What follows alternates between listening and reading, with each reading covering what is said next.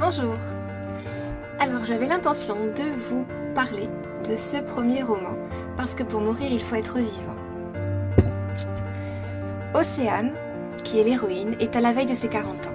Elle est née avec une cardiopathie congénitale, c'est une malformation cardiaque, rien de grave en soi, elle avait des examens de routine tous les ans, de contrôle. Mais le livre commence, page 1, dans le cabinet du médecin qui lui annonce que ses derniers examens de routine sont catastrophiques et qu'ils ne vont pas aller en s'arrangeant. Donc le temps est compté, elle est amenée à faire une introspection, en tout cas un retour sur sa vie. Voilà, elle est mariée depuis 17 ans, invisible depuis 5 ans, un mari qui a réussi sa vie professionnelle mais qui s'est un petit peu perdu aussi en cours de route et donc est toujours absent. Donc elle compose sans.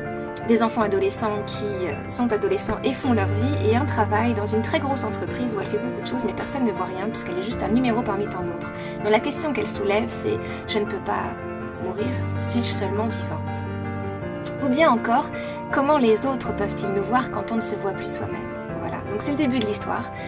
Sur ce, elle a trop de mal à rentrer chez elle, elle ne trouve pas les mots tout de suite, c'est trop chaud, donc elle décide de prendre la route sans vraiment savoir où elle va ce jour-là. Elle atterrit à Biarritz pour le week-end où elle va faire la rencontre fortuite de la deuxième héroïne du livre qui se prénomme Gaïa, donc Océane et Gaïa, l'eau et la terre, différentes mais complémentaires. Donc Gaïa est tout ce qui lui manque, c'est vraiment un coup de foudre amical. Gaïa est tout ce qui lui manque, c'est-à-dire qu'elle est libre, chanteuse, musicienne, extravertie, très connectée.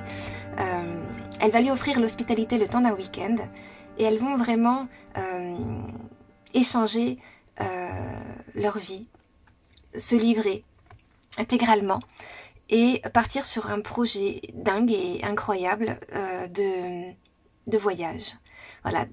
Elles veulent mettre de la valeur ajoutée à ce qui lui reste en temps, trouver du sens aussi, et réaliser quelques rêves.